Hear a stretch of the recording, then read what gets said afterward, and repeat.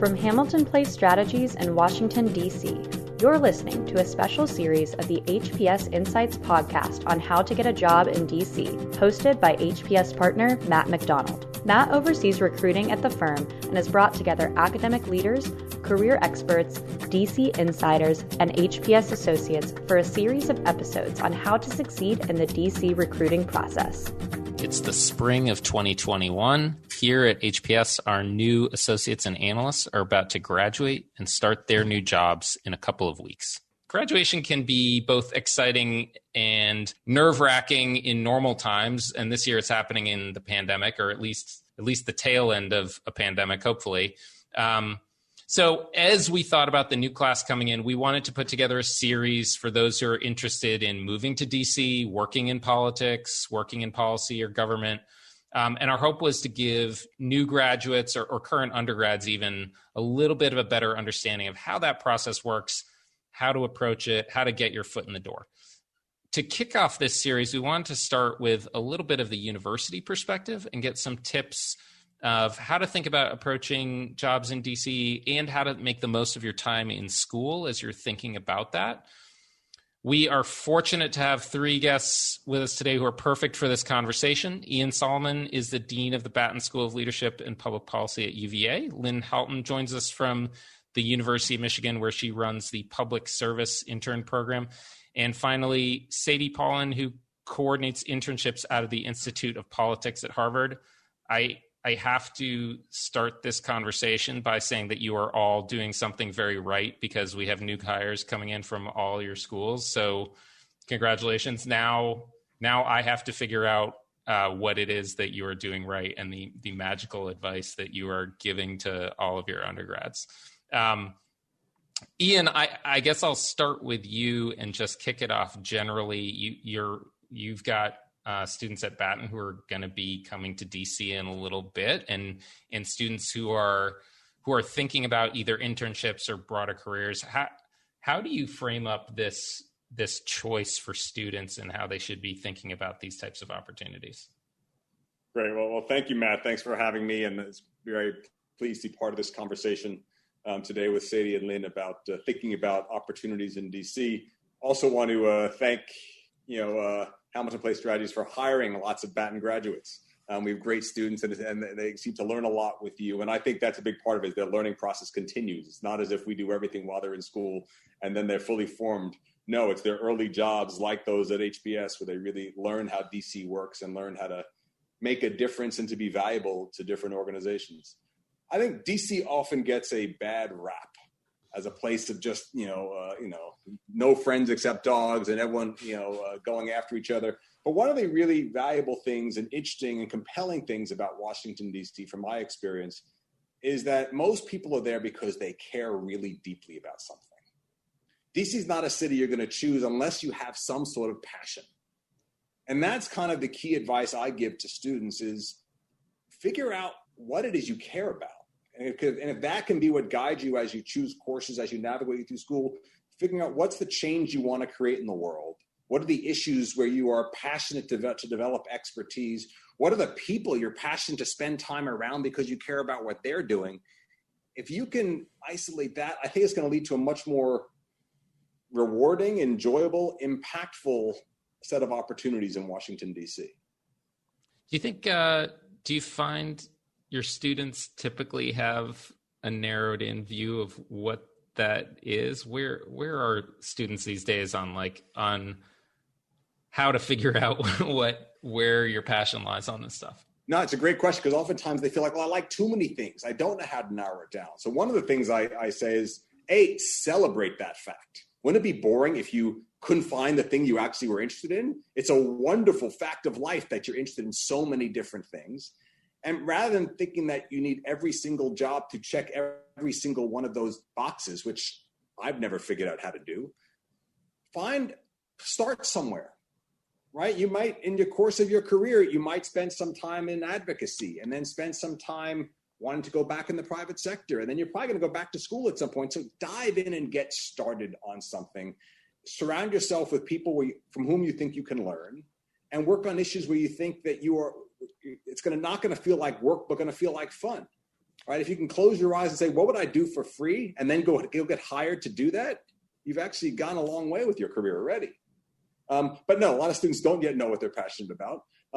And part of, I think, my job, and probably for Lynn and Sadie as well, is getting people to relax a little bit. Not to say they don't have to work hard to make connections and get jobs, but to stop panicking that, oh my God, I haven't figured out the perfect career path for myself, because you know what? I'm 48 years old and I'm still navigating mine. Sadie, how do the students at Harvard not panic about figuring out their careers? I think learning how to not panic is something that we learn continually over our lives, mostly through the experience of panicking. And as students, desensitizing yourself to panicking is the secret, right? And figuring out ways to kind of work through it in a productive way. I tell people that I work with undergraduate students that are super excited and passionate, sometimes in a really focused way, sometimes in a really broad way, about politics and public service. And my job, which is fantastic, is to help them figure out what that looks like in the real world. And I think that college is great because, for the most part, it offers a really supportive environment in which to test something, test an idea you have, test a potential passion, and decide if you actually like it or not. So for summer internships, most students have 3 summers. Sometimes you also have term time internships. Figure out what you might be interested in learning or doing next. Put it into practice in an environment where you can be like, well, that was 3 months and I really didn't like it. That's okay. Like, no one is that. That's great. Do that a lot of times so you can figure out, I really like this, I didn't like this. And then when you graduate, you have a better idea of, when you read a job description, which are always their own kind of beast, you at least have an idea of what the words mean and if it's something that could be appealing to you or not. You're just gathering more information to make an informed decision when you do graduate and say, I want to go to DC, I want to be part of this. How do you think about the, I guess, kind of the co-curricular side at the Institute of Politics informing some of those choices? It's interesting. I feel like there's a challenge of, like, it's tough to really, DC is accessible in many ways, but you kind of have to be here and be in the thick of it to kind of really get that. How do you suggest people, get involved on campus, or things that they could do to help expose themselves to options and ideas on that score? Yeah, well, so the first thing I would say, and I know this is about getting a job in DC, but just a quick note, that politics and public service happens everywhere. Mm-hmm. So, for our students who are based, well, none of our universities are in DC. So for all of our students, there are state and local politics, there's advocacy, there's political journalism, there is so much that makes up the larger ecosystem of politics and public service, which you can test out. So it might mean working for your campus newspaper and taking up a beat that is public service or politically focused, or it could mean joining, the college Dems, the college Republicans. For us, it's, I hope the Institute of Politics is part of that for students, but also it doesn't have to be. Right? Like, there's no one path into politics and public service. So pick the parts that resonate with you and pursue those, and be okay, like, letting things fall by the wayside, because you can't pursue everything at the same time. If you're super into engineering and there's not an intersection of engineering and politics on campus, that's okay. Like, pick the engineering club and pursue that. And then maybe do that, like, put it into practice in politics over the summer and see where that intersection lies for you as an individual, as opposed to in this environment that's giving you lots of options, but you still have to find your own way through it. Lynn, Sadie raised a question that I feel like was, I went to Dartmouth, and that is also not in DC. And there is, somehow it can be a little daunting in DC in particular, just making the leap from kind of where you are in college to find your way down there. And the issue of kind of, when I first moved to DC, it wasn't my first job, but when I first moved to DC, I was definitely sleeping on someone's couch, and I don't think that experience is unfamiliar. But how do you counsel students on that path, and from connecting from, in your case, Michigan to DC, and What does that connectivity look like? What did the university try to do, whether through alumni or other stuff? What's the best way to get people comfortable with some of that stuff? I agree with what Sadie said, talking about the student organizations. We have over 1,000 at Michigan, and having students get engaged in that. Another thing I really recommend is students volunteer for campaigns. So get that campaign experience. They're going to make connections. They're going to learn a lot from local campaigns up to national campaigns. The University of Michigan, we have one of the largest and oldest DC summer intern programs. This is our 52nd year of the public service intern program. I ran it as a student coordinator and was in it when I was a student at Michigan. And I'm a very proud alum of the program and was happy to come back and lead it through the 50th anniversary. And we set up an endowed scholarship. So I know how it changed my life, and that program has changed the lives of thousands of students that have gone on to careers in DC. So it's like a class all year long. So it's a very intensive program, and that results in summer internships. And I gained so much confidence from that because I had never been to DC before. And I went there and had a UN internship, We also have another program during the academic year. As we mentioned earlier, you have programs that we have a program called Michigan and Washington, where students can gain credit and the experience while they're in DC for the academic year. And then in addition of course, you mentioned the alumni. We have a very active alumni club. It got the award for the best one in the country recently for our university. And they conduct a congressional breakfast, which they invite students to attend. And they have a newsletter. They invite students to a lot of events, a lot of networking going on through the alumni club. And then, of course, through my program, I have a lot of connections. So I'll connect my students up, and we have a one-on-one mentor match so that students can have a mentor in DC and connect with them all summer and learn from them. And many of them keep in touch. How do you all think about, I feel like we've touched a couple times on the, I guess the curricular side of it. How do you all counsel students on major or classes to take? It's a really interesting, I feel like it's an interesting question these days where there's, there's simultaneously lots of different things that you could study that would be useful. There's always the classical, do what you love and that'll end up in the best spot. But there's I think that there's a lot of interesting paths people can take these days. How do you all give that advice to students in terms of what they should be focusing their studies on, and or I guess particularly for Ian in terms of the how do you think about the curriculum at Batten in terms of how you're informing and shaping and changing that curriculum for people who are focused on the public policy space? Yeah, great. Thanks, Matt. I'll jump in there. So our curriculum at the Batten School for Leadership and Public Policy, it really tries to prepare students with a range of skills. Basically, we're not entirely sure what their careers will demand of them because, that's also evolving on a daily basis.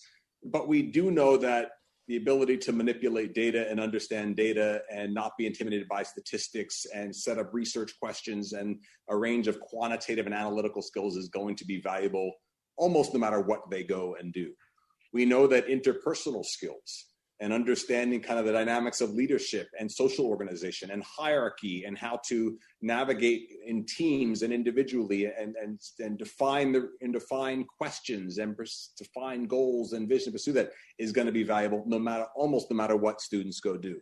We know that particularly for those folks who are studying public policy, understanding institutions of power and how our government and how other governments around the world are set up and function and how they are held accountable and the different mechanisms of advocacy and getting things done is going to be valuable. So we try to have a curriculum that gets at all of that, but I am going to come back to your first thing, which is I want them to do what they love.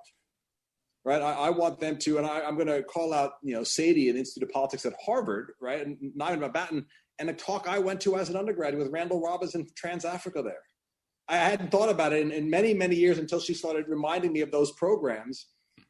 And his work against apartheid inspired my trip to living in South Africa for a year when I was a student, right? So I'm hopefully all of us at Michigan, at Harvard, and at UVA and the Batten School we're creating those moments for our students. Mm-hmm. Yes, we're giving them the broad toolkits. They can do a lot of things, but we're igniting a spark somewhere through the people we introduce them to, through the networks we bring them to, through the internships and career opportunities we create for them, and the people who come and speak. We're setting them on fire in some way so that they can go burn their own path. But even your description of kind of those toolkits and exposures, it strikes me as broader than the maybe like stereotypical political science major of before. I mean, thinking about data and that sort of stuff, have you guys found that to be the experience at all of your schools? Well, I'll just say, I suspect we all realize that interdisciplinary skills are increasingly valuable. So whatever it was when we were all students has evolved and requires a higher degree of interdisciplinarity. But I'll pass it to Lynn. Right. Yeah, I totally agree. And that's what I recommend to my students. Make a unique combination. That's what I recommend. Because if you love music, take a music class. If you're, like I know a student who took a meteorology class just to learn about it. I think that those interdisciplinary programs are so important, and have students gain the competencies that are required for careers, but also to gain that knowledge on writing a policy report and, getting very hands-on. We have a program in the Ford School, it's the Gerald Ford School of Public Policy, called the Program in Practical Policy Engagement. So they're looking at very recent current issues going on. And a lot of the research was done on equity and inclusion and social justice issues. And the students do a final presentation about it, and it's fascinating. So I think those unique combinations of classes, a lot of the things that Ian mentioned, but, people like to look at ethics and communication classes, but just a broad range. So you have a great base of knowledge, but then you're gaining the competencies that employers are looking for also. I would just add on, I think there are hard skills that some jobs will require you to have, right? I talk to students who are like, oh, I really want to do this, and it requires me to know R, and I don't know R. Should I go for it? And I'm like, probably not. They probably actually want you to know that programming language. But there are many more jobs that don't have those kinds of hard requirements and are looking for you to tell a story about why you want to do it. And particularly with some of your first jobs, an aptitude to learn and to ask questions. And so for me, I think that really starting with curiosity in whatever it is, like if you're asking yourself, why do I want to learn this thing? Why is this my next step? You're going to be much better positioned to tell someone else that story and to tell it with confidence. And your undergraduate career gives you a chance to not only put those curiosity questions into practice, but then to practice telling them and moving that story forward. Like, you don't need to have it all figured out. It's more about telling the why of now and this next thing. So yes, there are hard skills, but I also think that just learning how to continue learning, and not always in a formal setting, although oftentimes it is, but sometimes it's not. And so you're like, what book do I read now to learn how to do this thing? And also broadening our definition of what skills are. Like all the students we're working with now grew up in a digital age in a way that a lot of employers did not. And so to a lot of young people, it's inherent and you don't think of it as a skill, but to employers it might be. And so kind of reframing your narrative around what you're bringing to a particular role in an organization can be really helpful. One piece that we've touched on a bit, but that I'd love to hear more on is a little bit about mentorship, and whether that's alumni or, your first internship or on campus.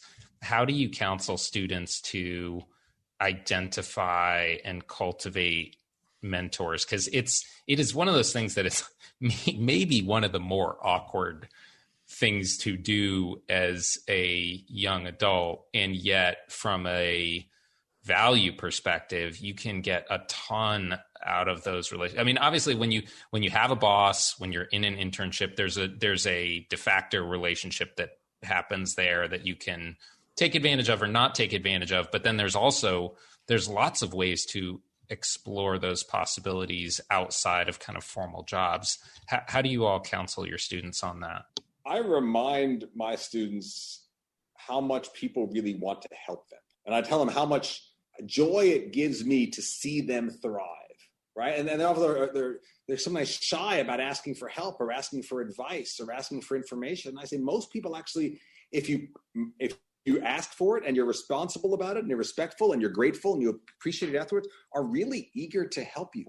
And I have a colleague here, she says, just tell people you just want a little bit of air, advice, information, and referrals, right? You're not asking for very much, just a little bit of air. And again, maybe my experience was special in my life, but so many people volunteered to make connections for me, volunteered to share their experience, volunteered to make a phone call, far more than I ever deserved. But I find that I do the same thing because and I'm sure that's true for Lynn and Sadie too. Nothing we want more than to see our students actually land the job where they're going to live their best lives, or at least have the next best phase of their very long adventure, which might be 10 different jobs. So I think, students sometimes need to be encouraged to do it because it is intimidating. But I think that's part of our job is to model it. And I often say that if you want a job in advocacy, show me you're an advocate, right? If I'm going to hire you for something on DC that requires a lot of research, demonstrate that you actually are someone who does research, right? If you really say you're passionate about dealing with an issue on gender rights and else, demonstrate to me that passion and some knowledge there, right? Don't just, this goes back to Sadie's question about I don't know R. Well, if you want the job, then you should be excited about learning R, because if you're not, that may not be the right fit for you. Yeah, I would have to say that in my intern program, the number one skill that the students are afraid to practice and strengthen is networking. They are very intimidated because they've grown up in a social media world where they're on a computer. And here we are making them write an elevator pitch, making them practice it out loud, and then connecting with an alum, because one of our assignments is to conduct an informational interview. So what I would advise students to do is to do all those things, to create an elevator pitch, be able to speak about yourself in a brief, 30 seconds, and use the programs and the resources on campus to help you do that. There are events or special, information sessions with employers, career days, and of course, then the intern programs and the alumni to help connect the students so they can build those networking skills, because in DC, it's so crucial. The connections in DC are vital to help people with their internship and job searches. So building those networking skills can be developed, and we can help you do that. And of course, there are resources on LinkedIn and many other sources to help with that also. I would just add, I think that oftentimes when we use the word mentor or mentoring, as a mentee, people think that it is passive. Like, where's my mentor? Where are they coming to me and asking me the questions? Like, I think this is something everyone falls into. I know I have in the past when I've been part of quote unquote mentoring programs, and I'm like, cool, I'll wait.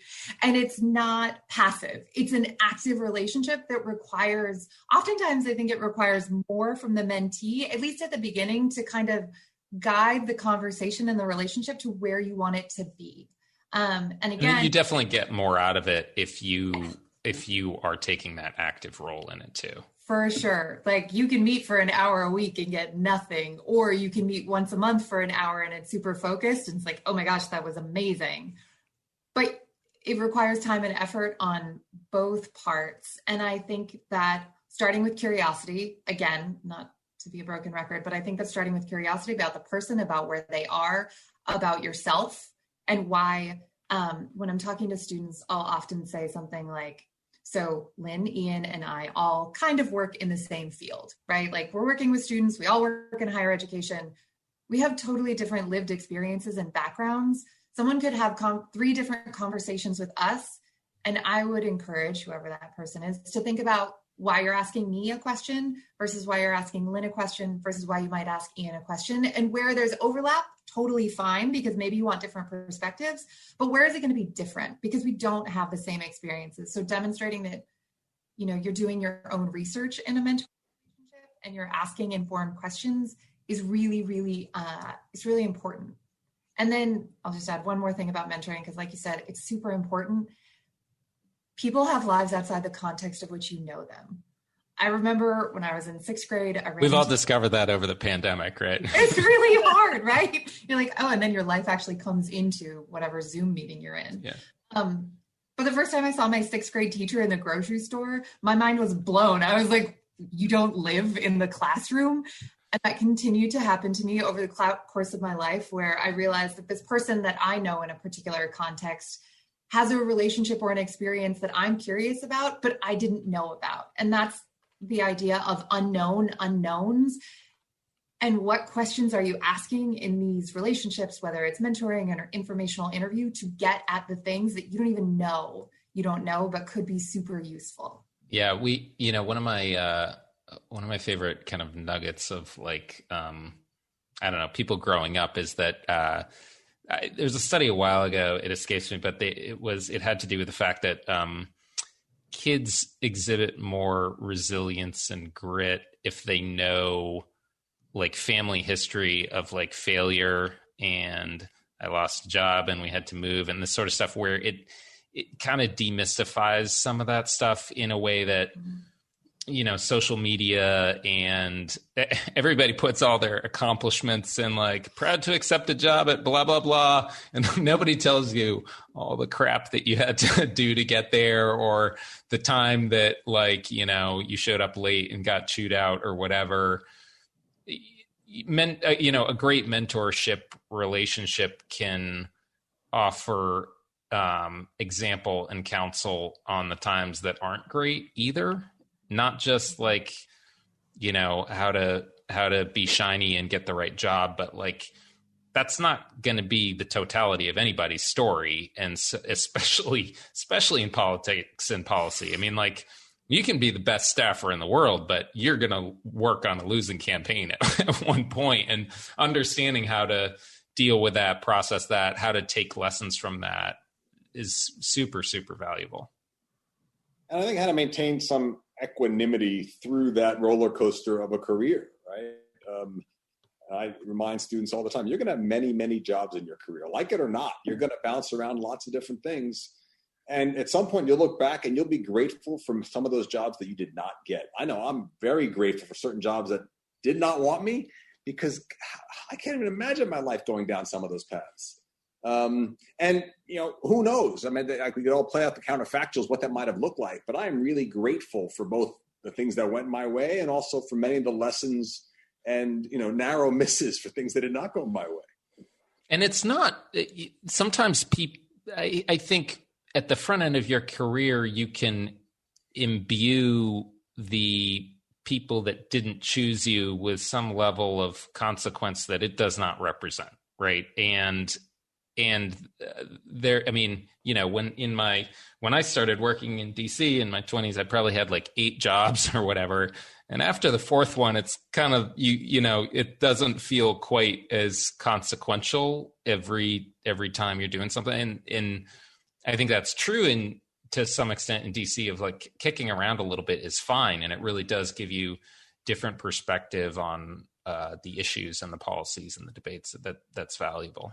Yeah, another way that students can create mentors is while they're on campus, because we were talking more about DC, but they can work in a job on campus and their supervisor could become a mentor. I mean, there are many ways on campus to do that. And then one thing that we've done is that I encourage students to do is we do a career immersion where we take students to DC and go to employers, and they can meet with people that work in the field, and it could be, an employer that we've worked with or an alum, and then they could develop a relationship with them and learn from them. So that's another kind of a program that some of the universities have, or even these micro internships where they go in for 2 weeks and gain experience and get a lot of connections that way too.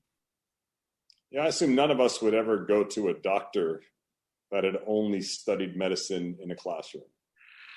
Right. We and I think the same should be true for public policy. And that's why I assume for all of us, we put a big emphasis on experiential learning. Get out, and whether it's the 2-week internships, the summer internships, our capstones or applied policy projects, by the time you're finishing here looking for a job, you should have some real world experiences that you can talk about when you've actually gotten your hands a little dirty in the work. And now it may not be across it may not be campaign work. It may be only, nonprofit, analytical work, whatever it might be, but something where you bring more than just what you learned in class. Yeah. If the solutions were all easy, they'd be solved already. Right. You got it.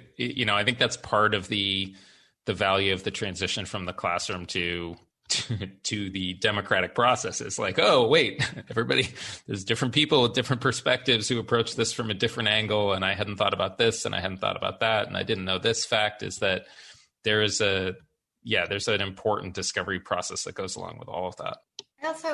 I think one of the great things about a college environment is that people from so many different parts of life with different experiences come together in one place. So this is true whether it's a visiting fellow or a speaker that's speaking in the forum. Thank you, Ian. My colleagues will be super excited to hear that. Or whomever it is, right? But it's also true for your peers that are sitting next to you. So we run an internship program, and students will oftentimes ask me, oh, what's this internship like? And I'm like, well, I can tell you what I know from the outside, but your best source of information is the student who did that internship last summer. They know what the work is like. They know what the work environment is like. They know who you'll be working with, which is super important, like the culture, the environment, the vibe. They know all of that. And I can only tell you what it looks like from the outside. So ask your peers, ask them what they did, what they learned, what they knew.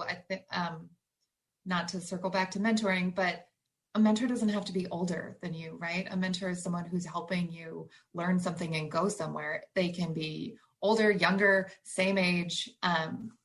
It's a knowledge sharing relationship, not based on age. So I want to tee up one final question, which is particular to this moment, but graduating into the pandemic, and who knows where it'll be in a month. It's been a roller coaster ride thus far. What is the particular advice that each of you are giving to students who are thinking about public policy roles, moving to DC in the current year that you might not have given in the past? How are you and how are they processing and approaching that big fat question? I think this is something that, Matt, you brought this up in the beginning. You guys recruit early, and there are a lot of organizations in the world that recruit early in terms of the academic calendar. In the fall, public service politics is not that field. And so normalizing that and acknowledging for students, this is hard. For students who are graduating, this is hard. This is a hard job market. And just acknowledging it and then working through it, of course. But I think starting with the acknowledgement that this is hard and you also have to take care of yourself. On campaigns, people talk a lot about like you give everything that you can because you know it has an end date and then you need a break. And oftentimes those breaks are like 2 to 3 to however many months, right? Like, because you've worked really hard. And so acknowledging that this too is really hard and it will take time. Every student I've worked with who wants to be in this field has gotten into the field, but to acknowledge that, it will take work and you have to take care of yourself through that process. And self-care takes a whole lot of different forms, right? Like whatever it looks like for an individual, do that thing, but figure out what it is too, so you can do it. Because if I tell you to go for a run and you're like, loathe running, that doesn't count as self-care. That's like another thing on your to-do list. That's not good. I'm not a runner. So that would be on my list of like, oh, thank you for that advice. Well, my whole intern program was conducted remotely this year. I've never met my students in person from, September until now. And of course, most of the students are going to be interning virtually this summer. People graduating, including my daughter who just graduated, might be working virtually for a full-time position. So what I've tried to do is really prepare the students to work in a virtual environment. So I created a whole tip sheet for them so that they could advocate for themselves and make sure they're meeting with their supervisor on a, weekly basis or, a couple times a week, trying to really prepare them for that. And the second thing that I'm trying to have them reflect on this year and what they learned about themselves, what actions they took, what skills they developed, what they can identify and speak about that with an employer, because they may be, working virtually for a while. Those skills are important to take with them in a virtual environment, but they're going to take with them forward into an in-person workplace also. So I've been reflecting on some of the advice I got as a young professional, my first job out of college. And I had a mentor there who used to say, if you don't have a dog, hunt with a cat, right? Because I'd show up all frustrated that the data I was looking for or what I needed didn't exist. And he says, hey, if you don't have a dog, hunt with a cat. And that's really just means you got to be flexible. You got to be able to adapt. You got to be creative. Things are often not going to go your way. You're not going to have that corner office because, hell, you may not have an office. You might have a Zoom box, whatever it's going to be, and try to encourage students to realize that, and I completely agree on both the self-care and learning how to master the new communication we have now and the tips for working in this environment, and also realize that this generation of students is the rare one that's actually lived through a pandemic, right? You have a certain set of gifts that you've learned and skills and resourcefulness you've developed over the past year. Can you apply that in new ways? Can you go, take this interesting cat you didn't ask for and train this to hunt really well? And hopefully, I think, we're seeing this now as students are starting to come back together and we're coming, there's a level of connection and closeness and adaptability that this generation of graduates has. And I think, I'm counting on them because this year has also taught us how badly we need good leadership and evidence-based decision-making in the world. I'm counting on them to really lead us out of this mess in a big way. It's interesting. We're thinking about this as our new class starts. I think here in DC, I think that we are probably going to be in person with them more than not. It seems to be trending in that direction, but it is interesting. There's definitely a silver lining in terms of adaptability and rolling with the punches and figuring out how to make things work. And there's also a piece of, okay, so great. If we can get this behind us, that's a nice runway you've got for yourself in terms of both, the economy and your career, and all else equal. It's nice to have these lessons, but then get back the connection, the human connection that is very much a part of DC and the way things work. So I'm optimistic. Hopefully your graduates will be doing their networking with handshakes, not with Zoom calls, but we will see. Ian, Lynn, Sadie, thank you guys so much for joining us today on HPS Insights. Thank you for listening to the HPS Insights podcast, produced by Hamilton Place Strategies. For the latest updates, follow us on Twitter at HPS Insights and follow us on the web at hamiltonplacestrategies.com.